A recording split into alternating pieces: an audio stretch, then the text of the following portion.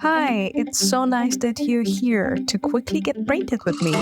I'm your host, Laura, and welcome to my Mindful Storytelling podcast. Hi, and welcome to a Quickly Get Brainted episode with me. So today I want to talk about AI therapy and if talking to a machine about your mind is something that you ever considered or you're considering to do.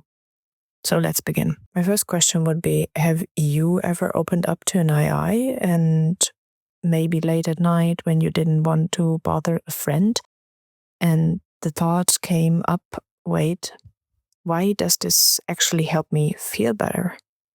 Or am I ready to share these intimate thoughts with a machine? So in this episode, I want to dive into a question that's both fascinating and a little unsettling. Can artificial intelligence really help us heal? And if it can, what does that say about us? Let's start with the why. That's the most important part. There is always the why. So why it works.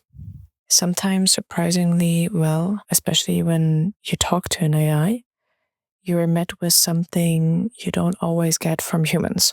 Zero judgment. You can say anything, your weirdest thoughts, your darkest moments, and your anxious spirals, and it just listens.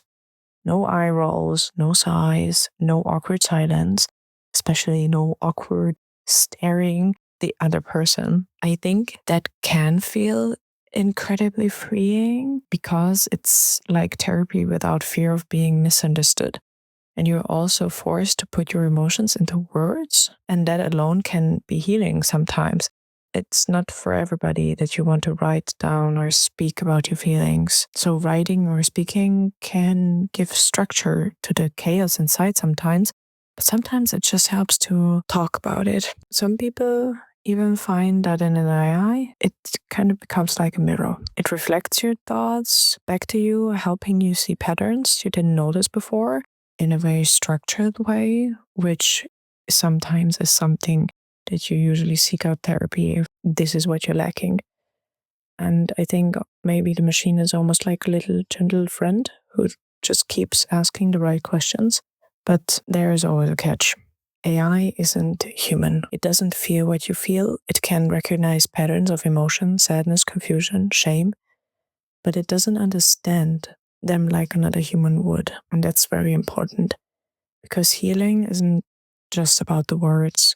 It's about most of the time, every time, about the connection. Sometimes if you need silence, presence, empathy, a heartbeat can be across from yours, and that's something no machine can truly give at the end of the day. So there's always the risk of over-reliance, and if you start using AI because it's very accessible as your only listener, you might isolate yourself even more without realizing it. And even if it's hard at first, sometimes a human connection can be more beneficial because yes, AI is available 24/7. That's true. But real life isn't. That's something maybe we have to accept rather than over-engineer it. And we still need humans to challenge us, to love us, to frustrate us, and to forgive us. And that's how we grow, that we do the same to us. Still, I think AI has a huge potential. Imagine a world where AI helps you with practice expressing your emotions before therapy. It can give you a little bit of a friendly reminder what you discussed the last sessions. It could track your mood patterns over time and even suggest sometimes mindfulness or breathing techniques that fit you. It's like having an emotional first aid kit in your pocket, a tool, not a replacement, and a bridge and not the destination. So maybe the real question isn't, can AI be your therapist? Maybe it's, how can AI support your therapy without replacing what makes healing human? Because in the end, the beauty of talking to an AI isn't that it's perfect and it gives you the answers you secretly want to hear, and the AI can actually know that. It's that it gives you a safe space to start talking at all. And sometimes that's all we need to take the first step towards help. If you ever felt weird for chatting with an AI when you were said, don't. It's a sign that you're seeking connection, clarity, or comfort, or just a structured way.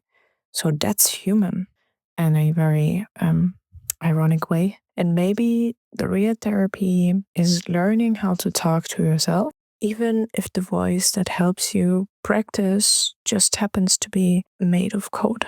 Thank you so much for staying until here. Don't forget to stay brainted and let me know if you would ever try an AI therapy app, for example, or does it feel strange to you? Do you trust AI? You don't trust AI?